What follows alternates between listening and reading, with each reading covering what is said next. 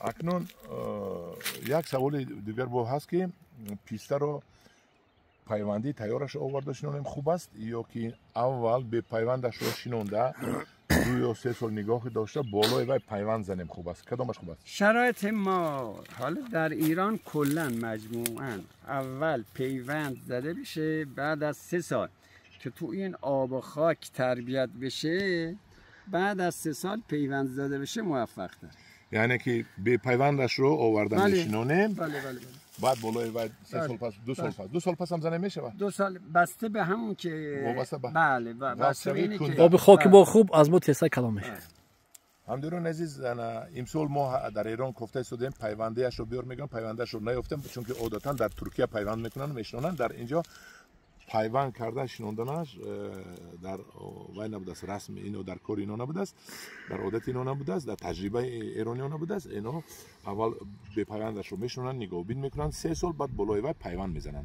امسال خدا خواهد ما به پیوندش رو میبیاریم، بسیارتر میبیاریم، با نرخ دسترس حرکت کنیم بیاریم شنونیم و پیوندیش رو نیست آمده از ایران گرفته بریم و با متخصصش هم رو حرکت میکنیم، همین مسئله رو حل کنیم که متخصصش با پیوندیش رو و پیوند کند. من در نظر دارم اون باغ‌هایی که کلان میگیرید با ما قرارداد میکنید، با اونها شرطنامه کنید که بعد 2 سال پس با پیوندش رو هم با شما کمک کنیم با جا بیاریم.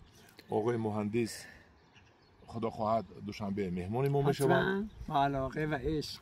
در کدام نفرایی که میخواهد باقی پیسته کند شما البته از علم خود دریغ نمیدارید با وی کمک میکنید. حتما ما با علاقه و عشق به دلیل دوست داشتن بیش از حد تاجیکستان ما، واقعا خودم به شخص بیش از حد دوست دارم.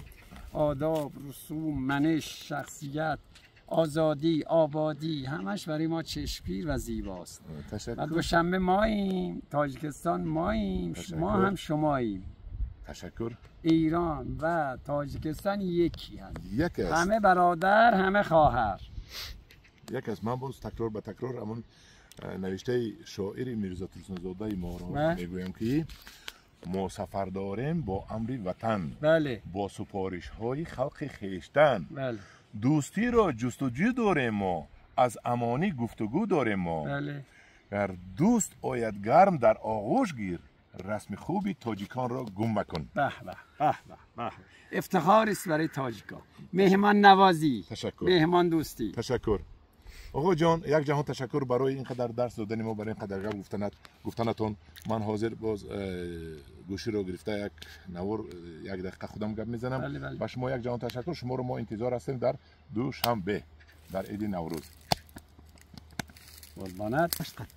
حمد آقا جان، یک سوال دیگر. این همش یک روش است، همش قدش پس است، اولی بلند بزرگ میشد اینو؟ بله این هرس شد؟ بله هرس شد. سال قبل هرس شد. 1 سال پیش هرس شده است. هرس یعنی که بوری شده است. یک مرتبه. تو چند سال این هرس نمیکنید؟ تا 3 سال 4 سال. بعد از پیوند ریز داره، هرس کوچک داره، ولی هرس بزرگ 3 سال یه بار.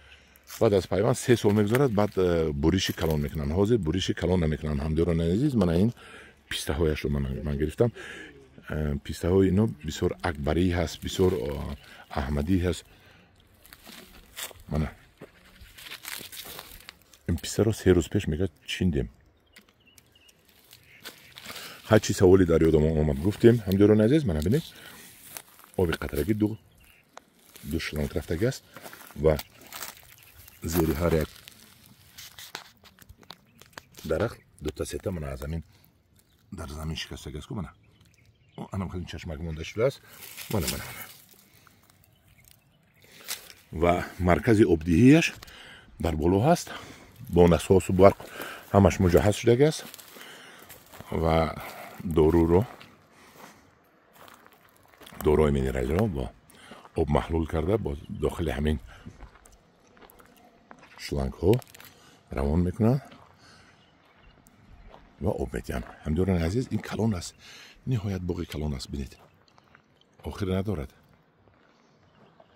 برای همین ما آمدیم اینجا پیسته پروری رو یاد گیریم، به شما یاد رسونیم. از اینجا پیسته پروری ها رو بریم، نهال ها بریم. خلاص گپ تل و تپای تاجیکستان رو پر از پیسته همیخه کنیم و خلق ما تا بای شود و پولدار شود و خوشبخت شود. همداران عزیز در پناه خدا باشید. خدا نگهبان هر یک شما باشد.